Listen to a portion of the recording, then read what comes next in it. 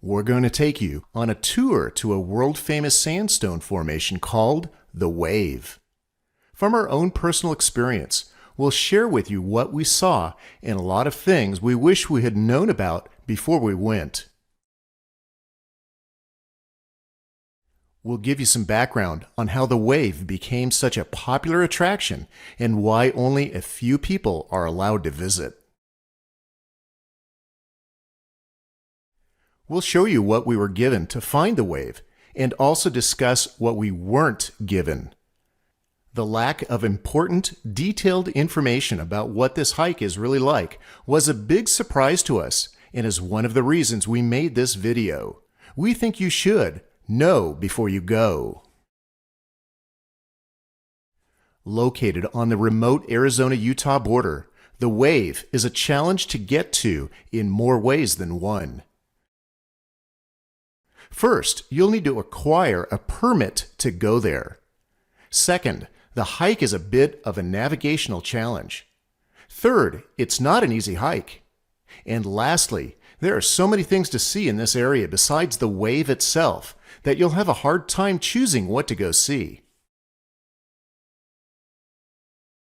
Using our unique style of visually presenting what you'll see, we hope to give you a better understanding of what to expect when you visit this magnificent creation of Mother Nature.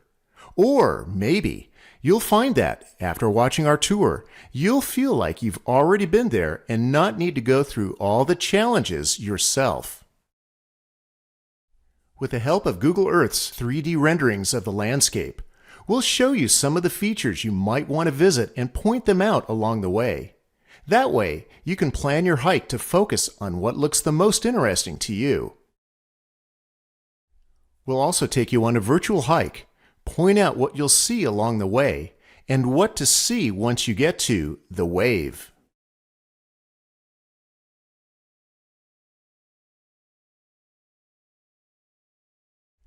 Now let me give you some background about the Wave.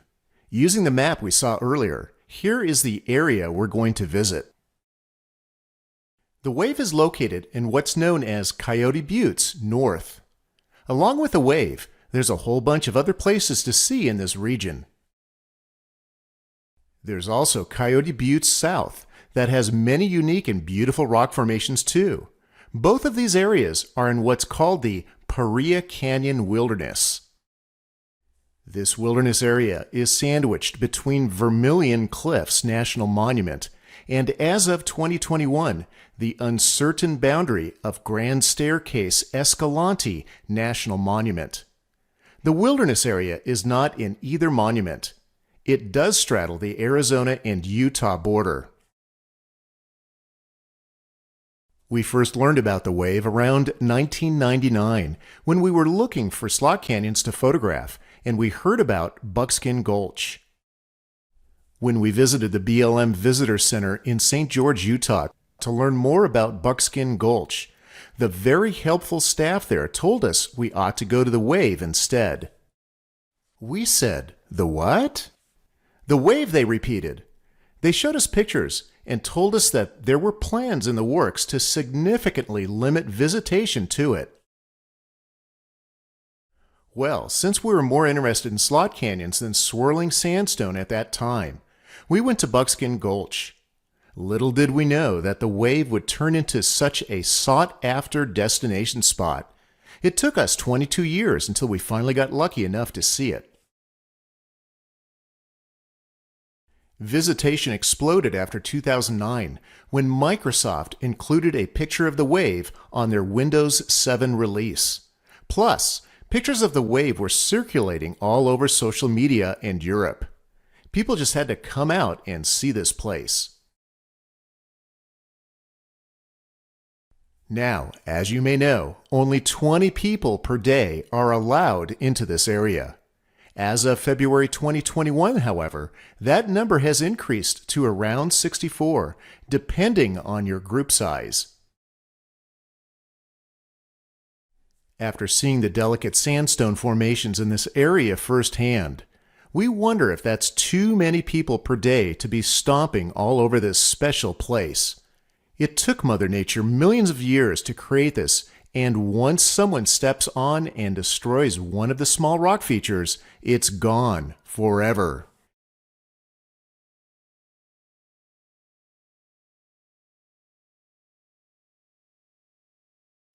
There are two ways to get permits. One is to show up in person and walk into the BLM Visitor Center in Kanab before 9 a.m. and participate in a lottery. The other is to use the online lottery system at recreation.gov. The walk-in lottery is for up to 16 people or 4 groups, whichever comes first, and the permit is typically for the following day. For instance, if you win the lottery on Tuesday, your permit will be for Wednesday. The online lottery is for up to 48 people or 12 groups, whichever comes first, and is for 4 months in advance. Whatever month that ends up being, you can select 3 days to be included in the lottery. There is a fee of $9 for doing this, which doesn't get refunded if you don't win the lottery. For instance, if you apply in the month of May, you can choose up to 3 days to be picked by lottery in September.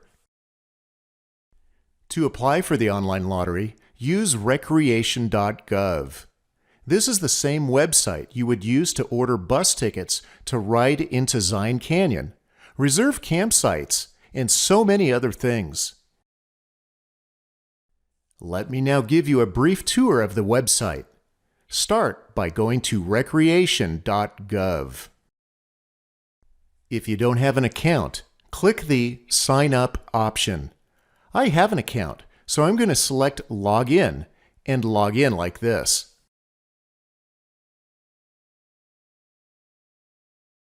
In the search box, I'm going to spell the word Coyote. There, that's what we're looking for. Coyote Buttes North, the Wave. Here's where you'd apply for getting a permit to Coyote Buttes South, another amazing area to visit. Next, you'll see this web page. Make sure to read this entire area of the page and understand it. Also, read through these various tabs. Over here is where you register for the lottery. Since I'm doing this in May, you'll see that the permits will be for a trip in September. I'll click on the Register for Open Lottery button. A new web page appears with my account information. Now, I'm going to scroll down. Here's where I pick which dates I'd like to try for. I can choose up to 3 dates. Change this field here to 3 by clicking the plus button 3 times. Next, click the Enter Choices button. You'll see these 3 choice boxes appear. On each of the 3 choices, click the calendar and then pick the date you want to go on. I'm going to try for just Fridays, so I'm simply going to select the first 3 Fridays of the month. There's going to be 4 people in my group, so in this section, I'm going to type in 4 for these 3 fields, or click the plus button 4 times on each. Over here, notice my choices. There's going to be a $9 fee. Don't forget to select this checkbox here. I'll click the Proceed to Cart button. A final summary page appears. I'll look everything over, then click on the Proceed to Payment button and complete my purchase. At some point, you'll receive a confirmation email back from recreation.gov. I'll be entered into the lottery and be informed when it's complete, whether or not I got chosen. If you do all this in hopes of getting a permit, good luck. We've been told that from 50 to 200 people apply for permits via the online lottery every day.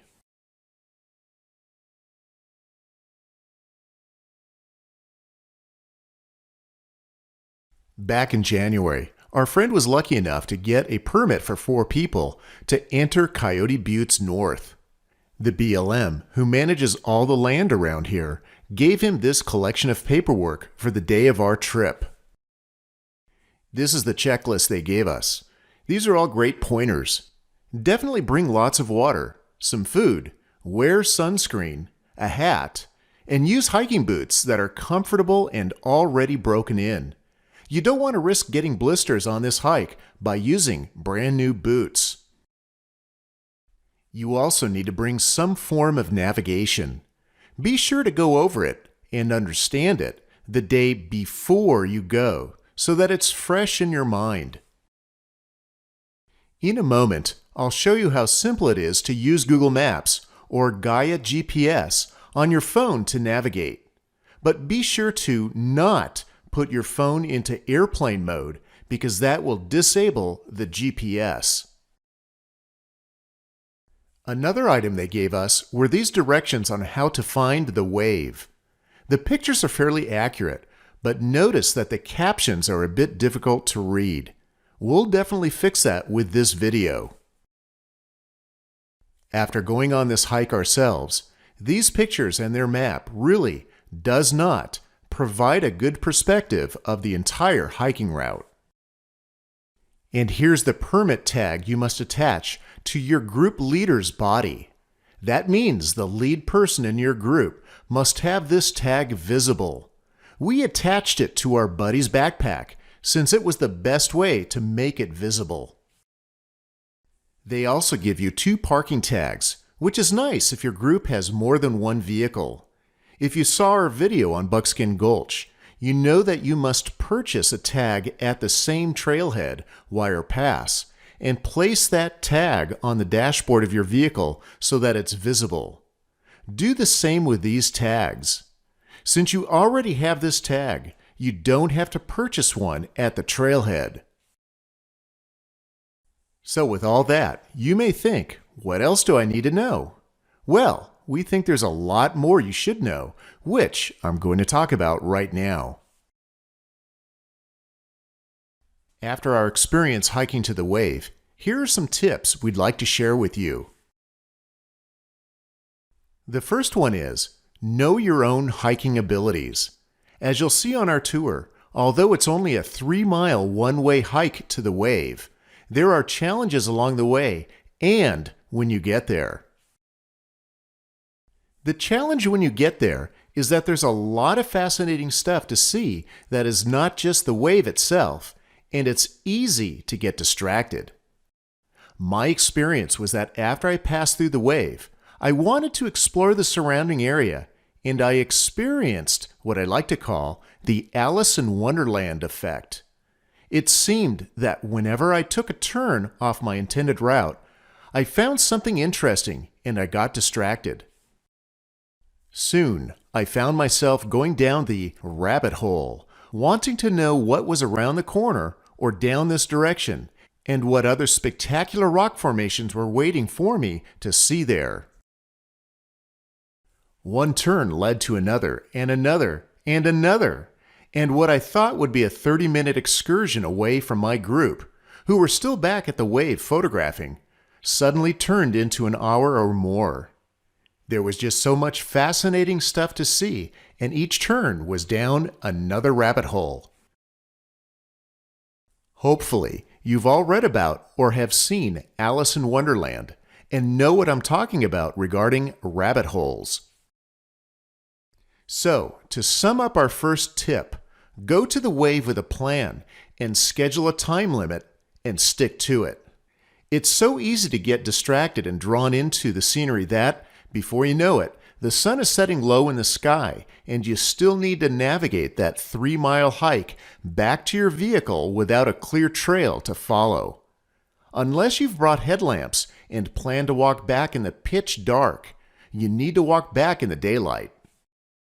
Our second tip, as you hike, don't forget to take the time to look down at your feet, all around you, and even behind you. There are so many unique and wonderful things to discover everywhere in North Coyote Buttes. You don't want to miss any of it. The one thing that really impressed us were all the shapes, patterns, and colors. They are amazing and seem to be endless.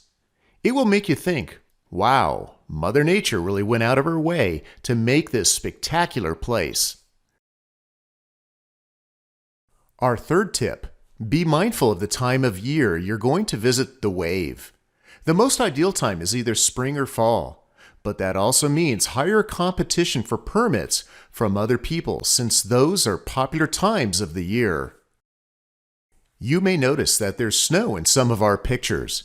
That's because we visited the wave in January.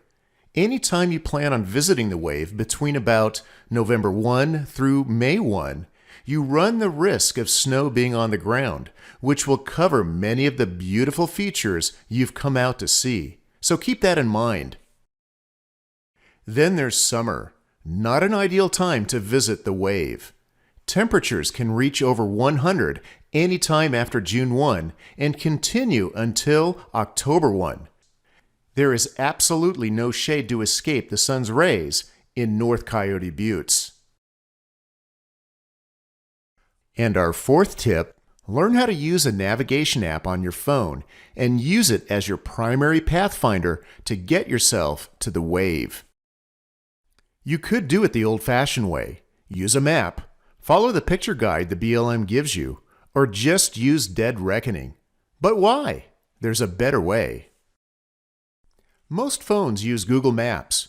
When you locate Wire Pass on the map, you'll see that the wave trail is marked. It will lead you all the way to the main event, the wave. Plus, Google Maps has many other features plotted near the wave that you'll want to see. This includes the second wave, Sand Cove, the Boneyard, and the Mini Wave. When we were there, I found that the plots on Google Maps are indeed accurate. However, the trail isn't. You'll see it's in a simple, straight line. Not so accurate. In order to use Google Maps, you'll need to learn how to use offline maps. This is the process of selecting an area on the map, then downloading it to your phone so that it can be used when you are in an area that has no signal. Here's how you download a map. First, use Google Maps to scroll and zoom to the area you need. I'll look up Wire Pass. There it is. Then I'll scroll out a bit so that I can see both Highway 89s. Second, get to the Offline Maps feature in Google Maps by tapping in the upper right corner to get the menu, then select Offline Maps. This screen will open. Tap on the option called Select Your Own Map. You'll see the map you were just looking at. I'll scroll it out just a little bit to make sure I cover everything. Lastly, I tap the Download button. It takes a few moments to download.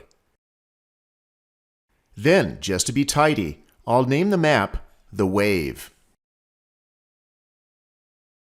Although Google Maps is simplistic and free, you may wish to see more features covered on the map and for the map data to be more accurate, like showing the hiking trail in its real location. Google Maps covers just a few features. For an all-around better navigation experience, I recommend that you up your game by purchasing an app called Gaia GPS. Here's the same trail to the wave we saw earlier using Google Maps. And here's the same trail using Gaia GPS. When I hiked the trail, I looked at both Google Maps and Gaia GPS. And Gaia GPS was right on the money, whereas Google Maps was not. Close, but no cigar. Getting the map of a particular area onto your phone is the same process with Gaia GPS. You select the option to save a map, then choose the area you want to download. Gaia GPS has the ability to include many different map layers, including USGS topos, aerial imagery, those quality National Geographic maps, National Park Service maps, and many more.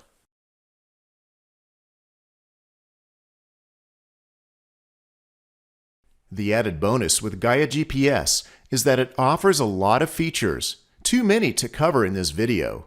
But briefly, you can plan your trip on your desktop computer, add things to the map, then it will show up on your phone. You can track where you walked, and at the end of the day, it calculates how far you walked, speed, time, and shows exactly where you went on the map. Learn more about Gaia GPS by going to our blog post covering this tour to the Wave. All right, enough with the maps. Now let me explain how to get to the trailhead.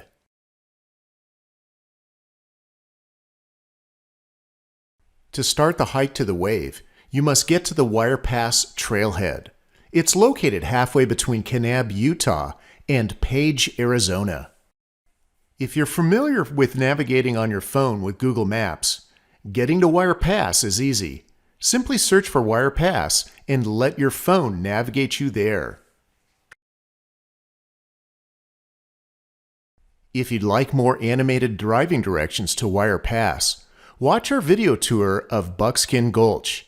That hike also starts at Wire Pass, and the video gives the same directions you would use for the Wave. All right, let's get on with a hike and our tour of the Wave and the North Coyote Buttes area. Rather than using a flat or topo map like we normally use on our other tours, for this tour, we'll use Google Earth exclusively so that you can see the scope of the terrain. In case you're not familiar with the Vermilion Cliffs area, here's where it's located on the Colorado Plateau. You can't help but notice this big orange area we are zooming into. That's because everything in this part of the country is orange. Here's Kanab and Page, as well as Lake Powell. That's the very eastern edge of Zion National Park. The northern reach of the Grand Canyon is right here. Vermilion Cliffs National Monument is this area, which is dominated by the Paria Plateau. Geographically, the Wave is located on the Paria Plateau. Some of the wacky geology that occurred here was mainly caused by this feature that is easy to pick out. It's called the Coxcomb. The Coxcomb is like a rupture in the Earth's surface. Not really an earthquake fault like the San Andreas in California or the Hurricane Fault, which is 70 miles to the east. The Coxcomb is what's called a monocline. The Coxcomb was not only responsible for creating the wacky geology of the Wave, but also other places like the odd-looking Yellow Rock in Cottonwood Canyon. Its southern end is also the beginning of the impressive Vermilion Cliffs. Okay, enough about the Coxcomb. Let's zoom in a little closer. Wire Pass Trailhead is right here. This is where Buckskin Gulch is located. Here is the Paria River Canyon.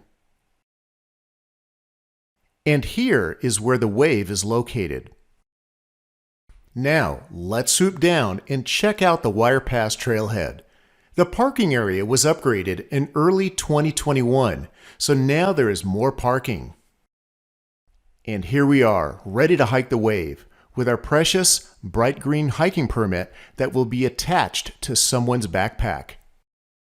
The hike starts by walking across House Rock Valley Road and down the drainage of Wire Pass, as you're watching now.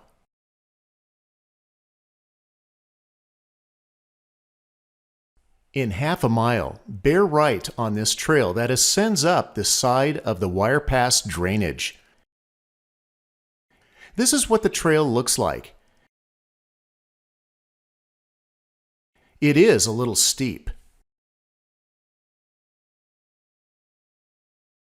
Once you get to the top, the trail gradually descends into another drainage. The trail is now in deep sand, which takes extra energy to walk in, but at least there's a trail to follow. You'll want to aim for this notch in the next ridge, which is reached after crossing this wash. When you cross the wash, you'll see this sign that marks the boundary of North Coyote Buttes.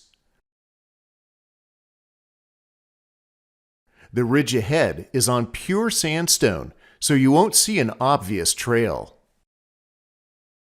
On the other side of the ridge, you'll get this sweeping view of what's called Teepee Valley.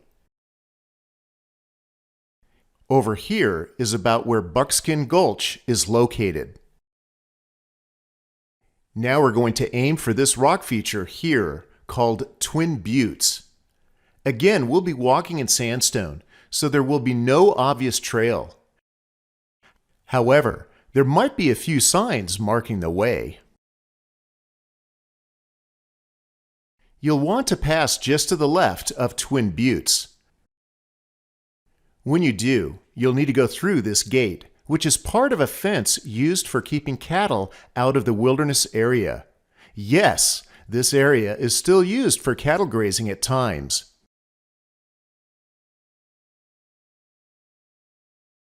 By now, if you look far to the south, you'll see this large hill with a vertical dark crevice. Guess what?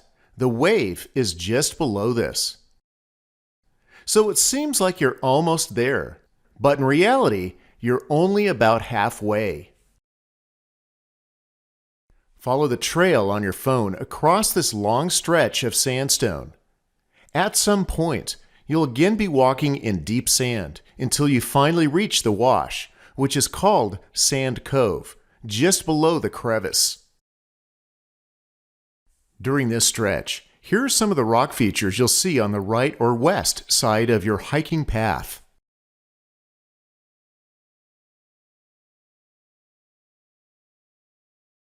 Along this portion of the hike, don't forget to look right or west and kind of back and up to see this very colorful slope.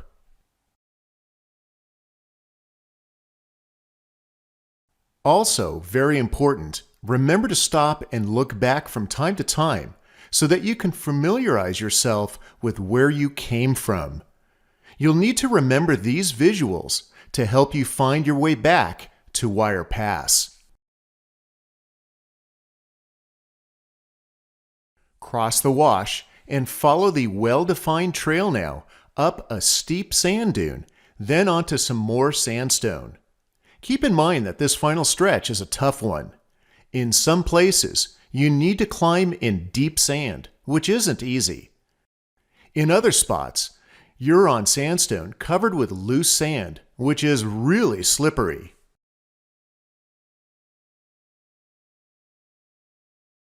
And then, finally, the wave. You have arrived. Here's what it looks like walking into and around the wave.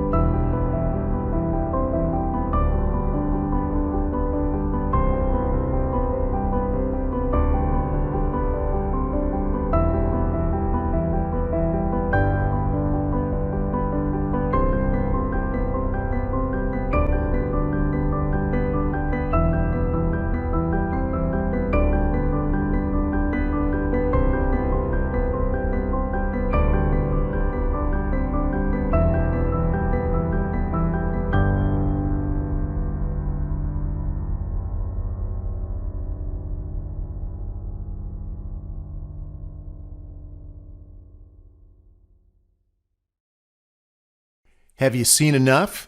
Okay, let's now leave the wave by walking up into the south.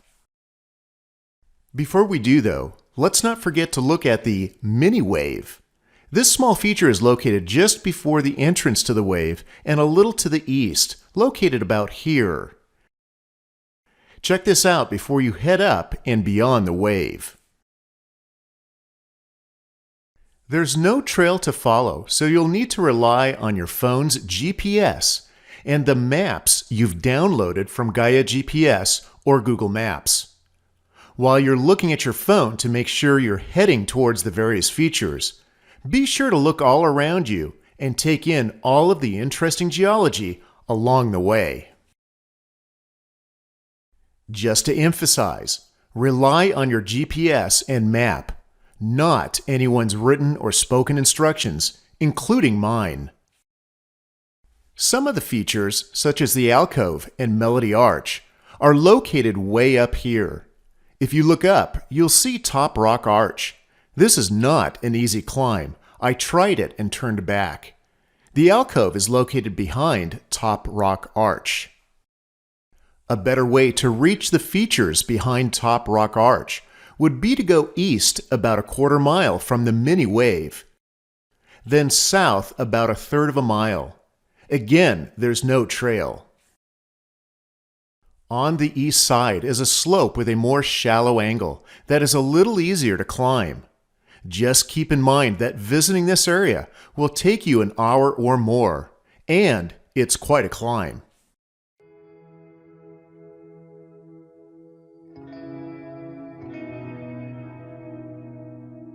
Here's an example of how I got sidetracked and found myself going down the rabbit hole as I explained earlier.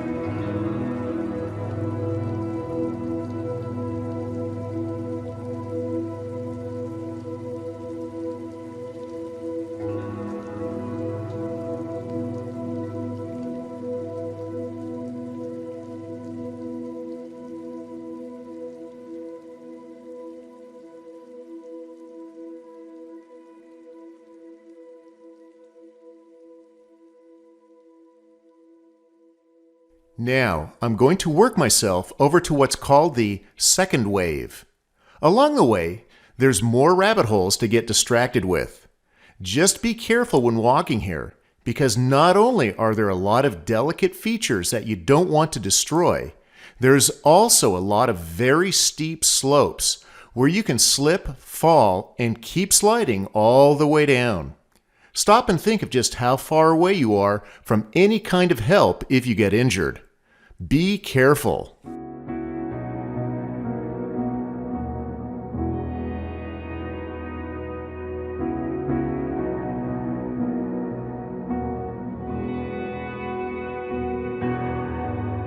The second wave is not as spectacular as the wave itself, but it is another interesting feature.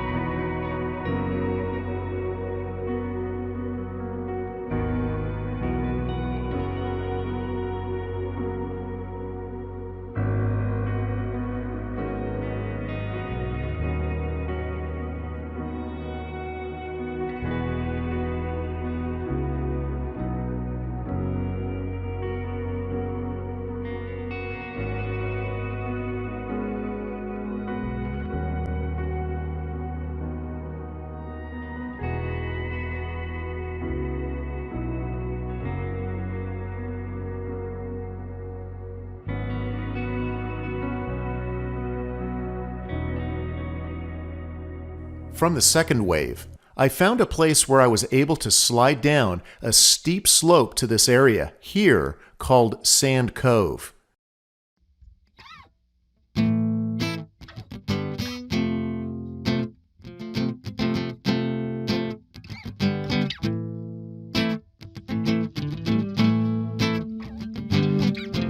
There are lots of wavy features here too, but they have a totally different color tint than what's found near the wave.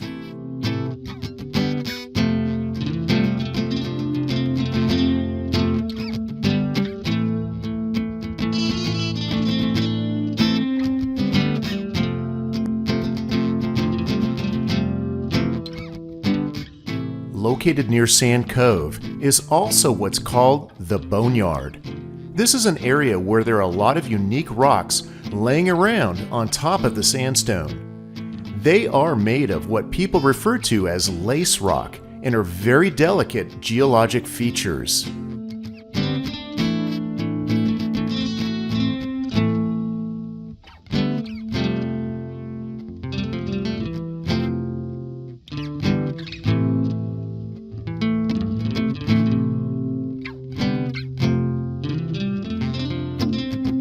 From here, follow the drainage of Sand Cove downwards and it will return to the main trail you took to get to the wave.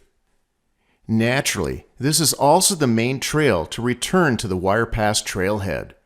Some people refer to this portion of Sand Cove as a slot canyon, but we don't necessarily agree. It's more rounded than a slot canyon. For now, enjoy the stroll down Sand Cove with even more wildly sculptured sandstone.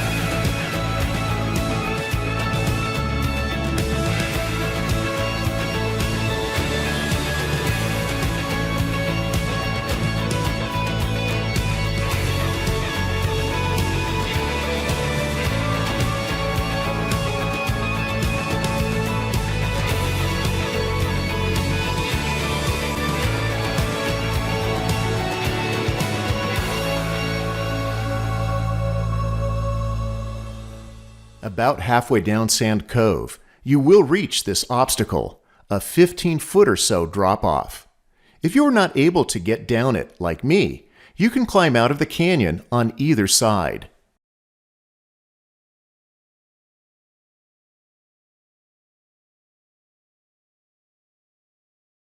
If you go east or right to climb out of the canyon, you can return to the wave and then follow the same route you walked in on.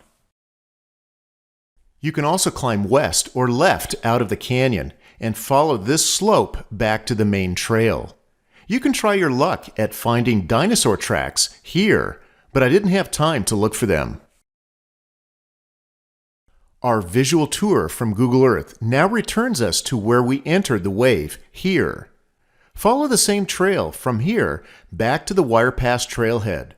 Remember, things will look totally different heading this direction than they did when you first came towards the wave.